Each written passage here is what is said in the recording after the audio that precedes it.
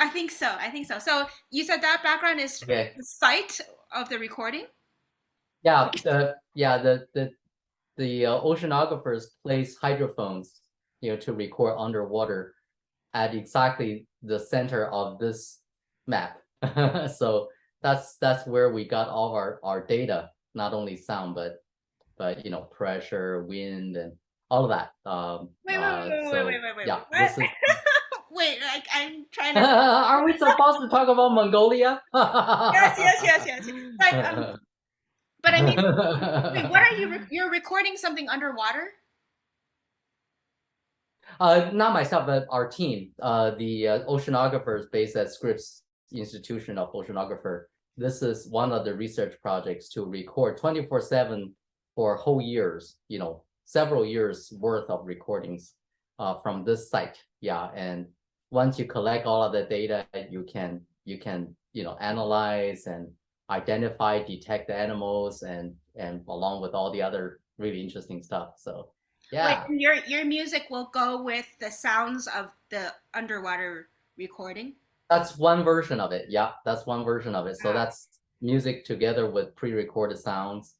And then I'm going to write an orchestra piece about ocean, which is inspired by this type of research instead of just, on the beach, enjoying, from a beach chair, that kind of ocean. I think we have too many pieces like that. So yeah, yeah.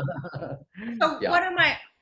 Sorry, what am I looking at? Is that ice or rock? these are time coded. These are NASA satellite images. So yeah, if you're interested, I have a few of these. Let me see. Yeah, so this one, for example, do you see it? I remember this date. This is October 15th, 2015. So and if you see like well, when the sun sets, of course, most December, January, February is completely dark in that part of the world. So you can't really take any image. All you can get is a microwave image. So this is what it looks like. And then if you go to, uh, this is, uh, you see, this is all frozen.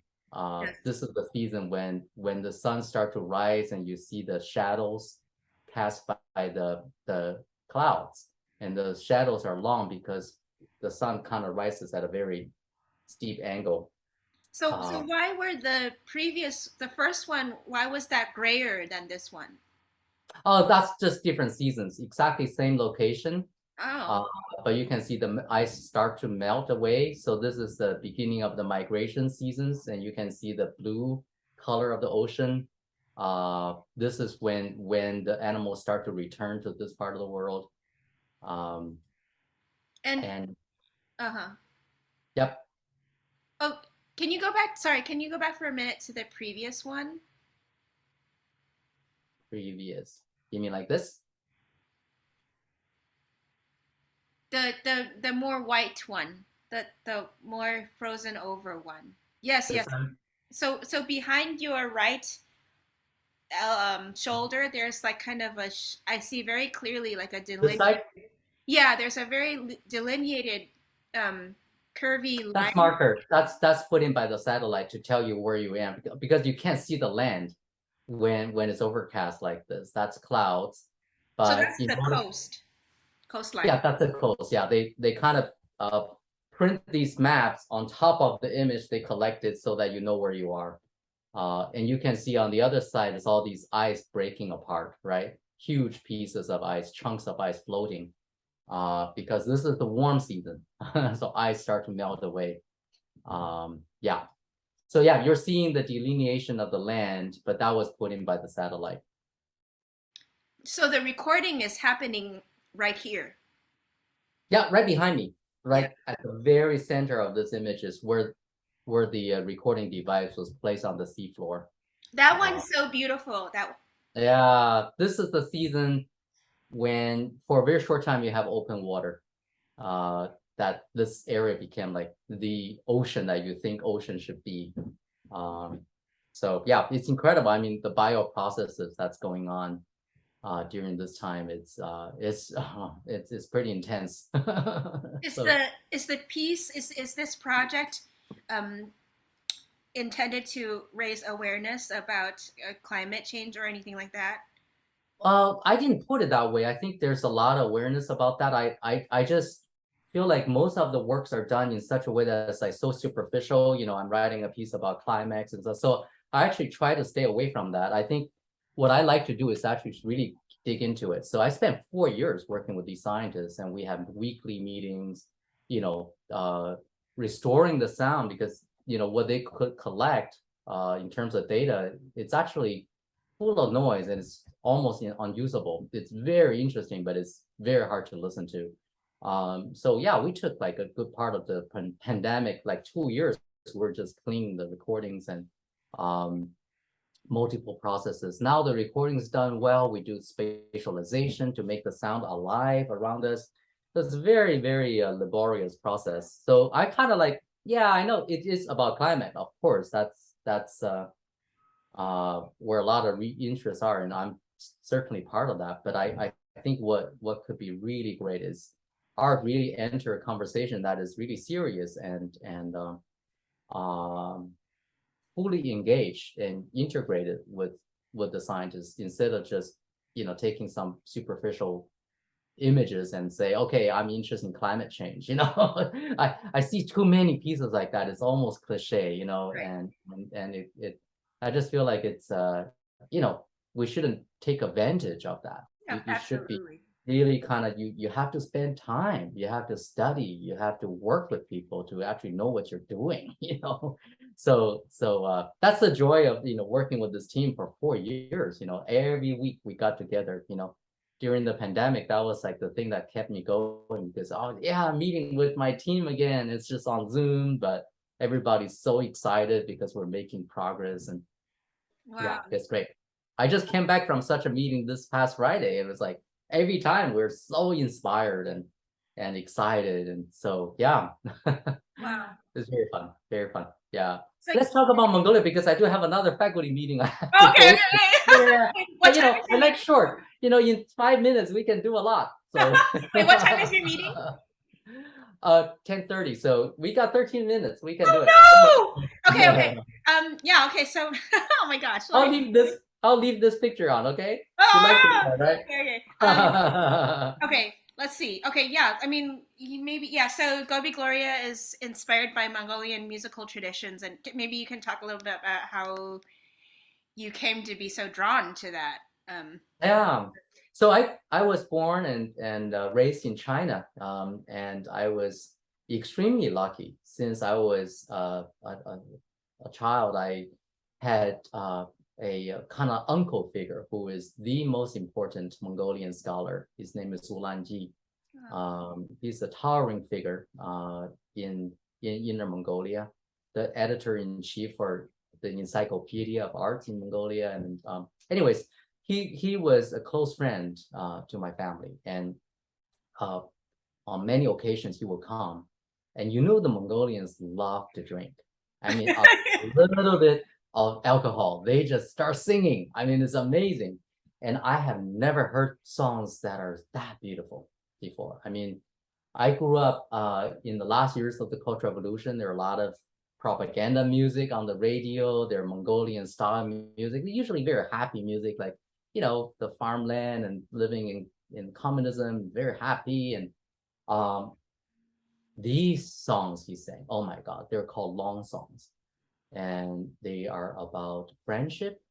They're about courage. They're about mother's love. They're about missing your home. You think about Mongolians as a people, uh, they have conquered the world, but when they sing, the songs are usually very lonely, full of nostalgia, because while they're busy conquering the world, they're always away from home. mhm. And they're very rich in that literature. And so I heard these songs since I was a child. I know many of these songs by heart. And I feel these long songs are as beautiful as the Gregorian chant. This is the Gregorian chant of the East. So I've always been in love with it, and I have been involved with preservation of Mongolian music, like historical recordings that we put out by Master Solasti, who was my teacher's teacher. And that was such a meaningful project. I took 4 years to do this, and we helped to revive a extinct instrument called the chawer as a result of our effort. What is it? How do you spell that? Chawer is Choar. And this instrument was regarded kind of extinct because the more powerful, more popular Ukindor, the horsehead fiddle, took over everything. So Shalashi was playing this instrument, but it was kind of disappeared, like the way that harpsichord was pushed out by the piano. But This is after, sorry, this is a bowed instrument? it's a bowed instrument. Yep, it's a smaller instrument. The sound is not as it doesn't project the way that the horsehead fiddle does. It's the gentler instrument. The Mongolians describe it as an instrument that has the sound of the memories. You kind of embed of the memories. But anyways, we helped to release the CD, and now this instrument is revived in Inner Mongolia. There are competitions every year for this instrument. There are museums for this instrument. So it's just really, really wonderful to have such a beautiful, long relationship with my teacher, and this music has this very special place for me. Yeah. Can you talk a little bit about Gobi Gloria? Like approximately the first 5 minutes or so. There's such a beautiful, it's almost like an atmosphere containing a lot of vocal tremors, fast, which I gather are sort of typical, maybe, of Mongolian music, folk music, and first of all, like those fast sort of grace note type figures, are they, as a performer, I'm interested to know, are they mostly for texture and color, or are some of them more sort of heavy meaning, laden with meaning kind of?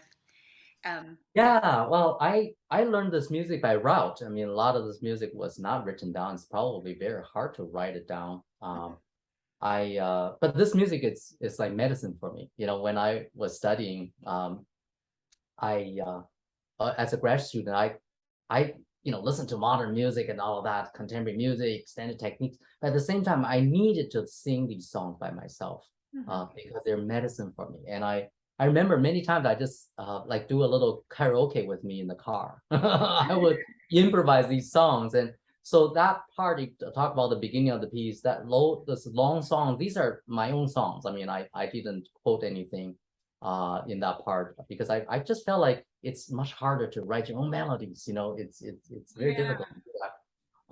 The very end of the song, though, I quoted a song I learned from my teacher. I remember the moment when he sang that song to me. We were in the grassland in Inner Mongolia, and we saw rainbow rising in the grassland. He sang this song, and I just wanted to do this. Anyways, it's what I would describe is that what inspired me is to think about instead of counterpoint in Western music, point against point kind of texture. Here is a chance for me to kind of explore line against line. So I call them counter lines. So after the solo of this piece, you will have this moment, the string quartet playing together. Those are kind of contrapuntal or counterlinear treatments of the material that sometimes I think of is a combination of Mongolian long songs plus Thomas Tallis.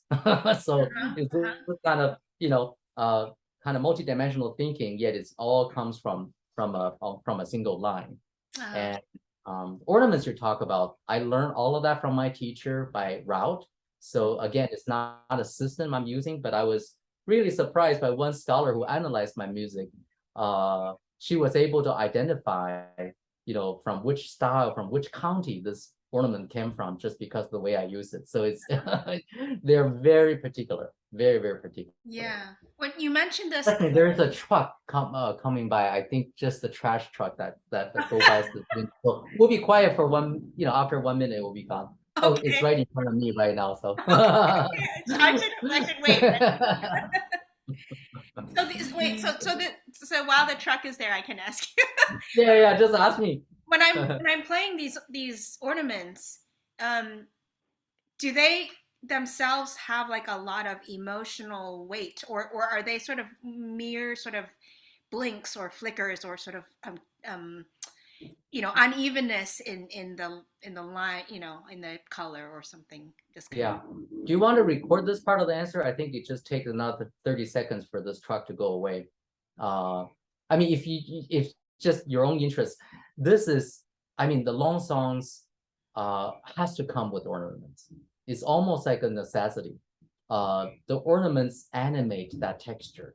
The ornaments has a dialectical relationship with the long songs, the principal notes, the sustained notes, the large intervals. Without the ornaments, it's almost like, you're missing the dress, so you have to dress up with the ornaments. Think about how we can use harmony in Western music to animate textures or sustained notes and all that. Ornaments does the same thing. Okay. Excuse me. Bless you, bless you. Delete that part. But everyone will pay good money to see Lei Liang sneezing. Just one more quick question. The folk song at the end that you quote, what is that song about, and what is the title?